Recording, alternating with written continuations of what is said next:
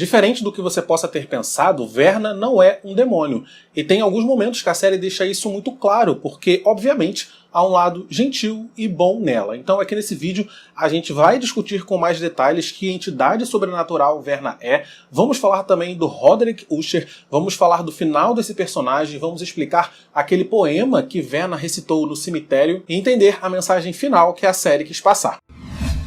Fala galera, aqui é o Matheus Mendes, sejam muito bem-vindos a mais um vídeo aqui do canal. Vídeo esse pra gente falar de A Queda da Casa Usher. Se você está chegando no meu canal através desse vídeo, muito prazer. Aqui a gente fala bastante de séries e filmes, então se você gosta desse tipo de conteúdo, não perde tempo não. Por favor, se inscreve aí embaixo para acompanhar meus próximos vídeos e me segue no Instagram também para você acompanhar o conteúdo exclusivo que eu levo para lá. Aqui na descrição tem vários links e um desses links é o link do LivePix, caso você queira apoiar a criação de conteúdo aqui do canal de uma outra forma e ter também a sua mensagem lida no meu próximo vídeo. Pra gente entender bem as referências e as simbologias da série, a gente precisa conhecer o Edgar Allan Poe. Poe viveu no século XIX e ele é considerado até os dias de hoje um dos autores mais importantes do gênero terror. Ao longo de sua vida, Poe escreveu diversos poemas e diversas histórias curtas que o Mike Flanagan utilizou como material, para criar a série. Na verdade, o Mike Flanagan se inspirou em diversas obras, diversos contos curtos que o Poe escreveu durante sua vida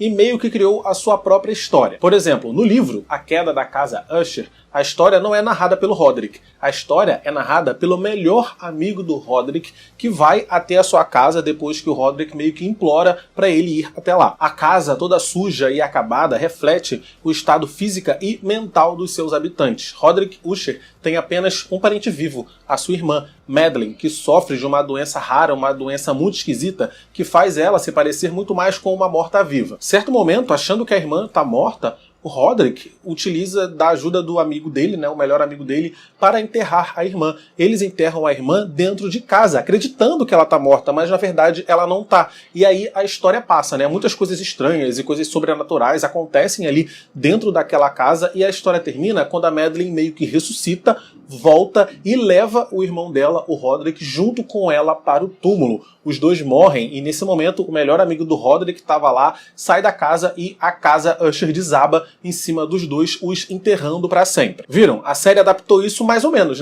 Porque a parte da doença que faz a pessoa ser uma morta-viva e que é enterrada, a série adaptou como sendo a mãe do Roderick e da Madeleine. E o tal melhor amigo do Roderick do livro, na série não é amigo, É meio que o inimigo, que é o detetive Dupin, que vai até a casa não para querer ajudar o Roderick, Ele vai até lá porque ele quer fazer o Roderick pagar por todos os crimes que ele cometeu. Os filhos do Roderick são inspirados em outros contos do Edgar Allan Poe. Por exemplo, a Tamerlane, ela tem o seu nome retirado do conto Tamerlane. A Lenore tem o seu nome retirado do conto Lenore. O Léo tem o seu nome retirado do conto The Spectacles, do mesmo autor também. Já a Tamerlane, aquele produto que ela estava querendo lançar com o marido dela, que seria a cara do produto, o Goldbug, é inspirado no conto do Edgar, chamado também de Goldbug. Então o Mike Flanagan se inspirou no trabalho do cara para criar os personagens, criar as situações que a gente viu na série. E é importante a gente meio que conhecer esse material fonte para a gente entender os conceitos que serão abordados na série e que a gente vai comentar aqui no vídeo também. E aí é o plot que a gente viu na série. O Roderick e a Madeleine são gêmeos,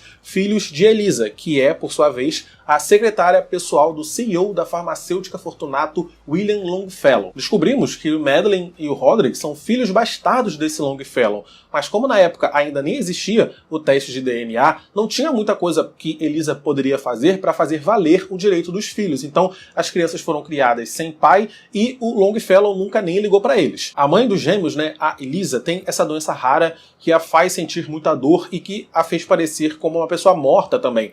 Acreditando que a mãe estava morta, que o Roderick e a Madeleine enterraram ela no quintal de casa, mas nesse momento a Elisa ainda estava viva. Essa parte foi inspirado no livro, A Queda da Casa Usher, só que no livro quem é enterrado viva é a Madeleine.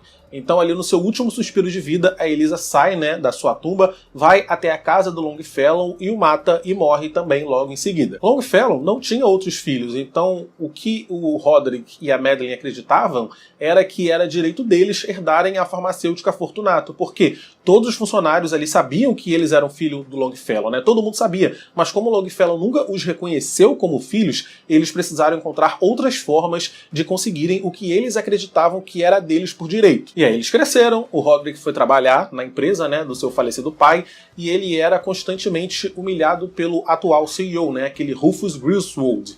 E aí, o Roderick, junto com a sua irmã Madeline, eles estavam ali planejando formas deles crescerem no ranking da empresa. E é aqui que a vida do Roderick começa a dar errado, muito tempo antes dele conhecer a Verna e fazer aquele acordo. Roderick tinha a sua esposa Annabel e os seus 2 filhos, e mesmo sendo pobre, ele era feliz. Annabel o amava, os seus filhos o amavam, mas naquele momento Roderick não estava dando valor a isso. Roderick queria tanto o sucesso financeiro que ele negligenciou todas as outras áreas da sua vida. E é aí que o detetive Dupin entra na vida deles, né? E aí a gente viu toda aquela história. Eles estavam armando junto com o Dupin de ferrar com Rufus Griswold, mas lá na hora da verdade, o Roderick voltou atrás, disse que ele tinha sim assinado os papéis e ele salvou, né, a reputação do Rufus Griswold, salvou a farmacêutica Fortunato enquanto condenava o Dupin ao ridículo. Com isso, o Roderick subiu nos rankings da empresa, né? Igualzinho ele e a irmã dele já tinham planejado.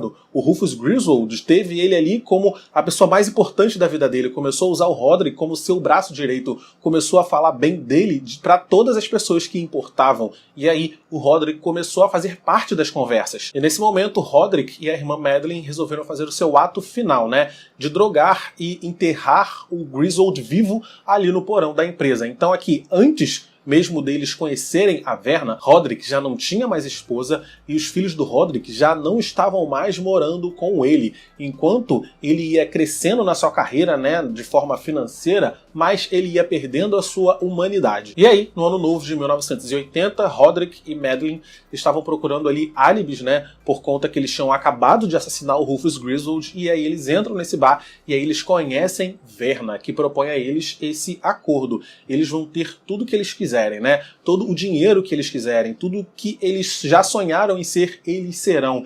E eles nunca serão responsabilizados por nada de errado, nenhum crime que eles cometerem. Entretanto, todo acordo, né, tem um preço a ser pago. E o preço, né, que o Roderick tinha que pagar, Roderick e a Madeline, era o seguinte: quando chegasse a hora do Roderick morrer, toda a sua linhagem morreria com ele. Madeline, que veio ao mundo junto com Roderick, né, afinal de contas eles são gêmeos, também partiria do mundo junto com ele. Então eles aceitaram esse acordo. E quando a doença Gardasil começou a afetar o Roderick, né, inclusive essa é a mesma doença que a mãe dele teve lá no passado, foi a doença que matou a mãe dele. Quando chegou a hora do Roderick partir, né, quando começou a chegar perto da hora, ele testemunhou todos os seus filhos morrerem. Mas mesmo assim, ele se custou a acreditar no que estava acontecendo. Ele estava tentando encontrar soluções lógicas para o sobrenatural, porque não tinha como toda a sua linhagem morreria naquele momento, sua doença estava chegando na hora que não tinha mais volta, né? E aqui a Madeline foi muito inteligente, né? Porque ela admitiu pro Roderick que ela acreditou naquele acordo o suficiente para não ter filhos, para não procriar. E ela foi esperta, porque assim, se foi ela que fechou aquele acordo, ela que deveria pagar com a maldição. Então, a maldição não passou para os descendentes dela, porque ela não teve. Já o Roderick não. Ele talvez pensando que esse acordo nunca ia dar certo, ou talvez porque ele pensou que aquilo tudo foi um sonho, né? Foi uma coisa de muito tempo atrás, uma coisa meio inexplicável, continuou tendo filho aos montes aí, procriando, e quando toda a sua linhagem começou a morrer ali na frente dele, foi quando ele se arrependeu do acordo que tinha feito. E aí eu vi muitas pessoas comentando que a Verna era o demônio, né, e que eles fizeram um pacto com o demônio. Eu vi outras pessoas comentando que a Verna era a personificação da própria morte, mas eu não acho que seja nenhuma coisa e nem outra. Verna não tem como ser um demônio, porque a Verna tem características boas, a Verna tem gentileza, né? E ela admitiu para Lenore, quando ela foi levar a Lenore, que tem muitas coisas do trabalho dela que ela gosta e outras coisas nem tanto. Então assim, ela tem um lado bom. Quando o Próspero ia morrer, a Verna falou para a esposa do Frederick para ela sair dali. Acabou que ela não saiu a tempo, mas a Verna fez os funcionários saírem dali também. Ela não queria que pessoas inocentes pagassem o preço. Quando Verna foi buscar a Lenore também, ela foi buscar a Lenore de um jeito muito pacífico, né? A Lenore morreu assim, como quem dorme, como quem adormece, sem nenhuma dor e sem nenhum sofrimento. E antes de partir, a Verna contou para a Lenore como que seria o futuro da mãe dela, né? Seria um futuro feliz. Ela ia se curar de todas aquelas queimaduras, né, que o ácido provocou na pele dela, e ela ia salvar a vida de muitas pessoas por conta conta das atitudes que a Lenor tomou aqui enquanto estava viva, né? Pelo fato da Lenor se impor e enfrentar o seu pai, a sua mãe iria colocar o nome dela nessa fundação para ajudar milhares e milhares de pessoas. Dá pra ver que Verna tem um lado bom. Eu acredito que a Verna seja a adaptação da deusa da mitologia céltica Morrigan. Ela é a deusa que ela é conhecida como a deusa da morte, da vingança e do destino. Nas imagens, Morrigan é muitas vezes retratada ao lado de um corvo, e muitas vezes ela é vista como sendo o próprio corvo, assim como a Verna na série. Aliás, Verna é um anagrama da palavra Raven, que em inglês significa corvo. O acordo deu certo. Roderick e Madeline viraram os grandes chefões da farmacêutica Fortunato. Entretanto, os filhos do Roderick se transformaram em pessoas tristes, né? Todo aquele dinheiro e toda aquela pressão de fazer jus ao sobrenome Usher fez todas aquelas crianças não conseguirem desenvolver um afeto, sabe? Uma conexão especial com ninguém. A única da família que se salvava, coitada, era a Lenor. E a gente viu no episódio 6 da série também que a Verna não fez esse pacto, né, esse acordo só com os Usher. Vimos ali ao longo dos anos que a Verna se encontrou com figuras importantes da aristocracia americana também, como os Vanderbilts, os Rockefeller e o próprio Mark Zuckerberg, dando a entender que essas pessoas também fizeram acordos com ela. Verna também tentou fazer um acordo com o Pym, o advogado ali pessoal da família, só que ele não quis. E com isso, no final, né, quando todos morreram, ele foi preso para passar o resto dos seus dias na cadeia. Mas e você? Você fecharia ali um acordo com Verna se ela te encontrasse ali num bar qualquer? Você teria dinheiro, poder e impunidade por quanto tempo você vivesse e em troca a sua linhagem morreria com você? Vale lembrar que a Verna não é responsável pela morte do Roderick, ok? O Roderick tinha essa doença. Já tinha chegado a hora do Roderick morrer mesmo. Quem a Verna matou foram os filhos e a neta dele. Depois da morte de Lenor, e antes de ir até a antiga casa da família Usher, o Roderick vai, né, até a empresa Fortunato e ele tem uma visão ali de todos os seus filhos mortos, né? E ele fala, né, ele acredita que aquelas pessoas morreram por causa dele. De fato, morreram, mas não apenas elas. E a Verna, né, dá uma visão para ele de todas as pessoas que morreram por conta das ambições do Roderick, né? E a gente vê aquela chuva de corpos, né? Milhares e milhares de pessoas morreram por conta das atitudes dele. Porque mesmo depois de ter tudo, ele ainda sonhava em ter cada vez mais e mais dinheiro. Tanto que ele fez, né, a sua esposa se viciar naquela droga que ele sabia que era viciante só para ter uma história para contar, só para ter uma boa publicidade com esse medicamento. Pô, a própria esposa Usher usa desse medicamento, então é um medicamento seguro. Só que ele sabia que não é. Roderick contou então toda a sua história para o Dupin, mumificou a sua irmã, mas a sua irmã ainda estava viva e retornou para levar ele com ela para a morte. E assim como Verna prometeu no passado, eles partiram desse mundo juntos. A casa Usher sucumbiu e a gente ficou sabendo que a Juno, a segunda esposa do Roderick, herdou a Fortunato, né? E ela dissolveu a empresa Fortunato e transformou ali em empresas para tratar a dependência química das pessoas. Nos momentos finais da série, a gente vê o detetive Dupin indo até a lápide ali, né, do Roderick e falando pra ele que ele sim é rico, porque mesmo que ele não tenha dinheiro, né, mesmo que ele não seja, sei lá, o dono de um império, agora ele ia voltar pra casa, ele ia voltar pro seu marido e ele ia voltar pra sua família, pessoas que o amavam, enquanto o Roderick, que tinha muito dinheiro, não tinha nada disso. Ele era rico apenas de dinheiro, mas ele não tinha uma pessoa com quem compartilhar bons momentos e os seus filhos, de fato, não o amavam. Depois, a Verna chega e declama ali para todos eles, né, o poema Spirits of the Dead, que também é um poema lá daquele autor, o Edgar Allan Poe. E ela coloca ali em cima de cada uma das lápides um objeto que pertenceu àquelas pessoas e que de certa forma foi também a causa da sua morte. Próspero recebe uma máscara, a Camille recebe um celular, a Victorine recebe um coração de plástico, o Léo recebe ali uma coleira, né, de uma gata, a Tamerlane recebe um escaravelho de ouro, né, um gold bug. Já o Frederick recebe ali um saco de cocaína, uma flor e uma pena de corvo para a Lenor.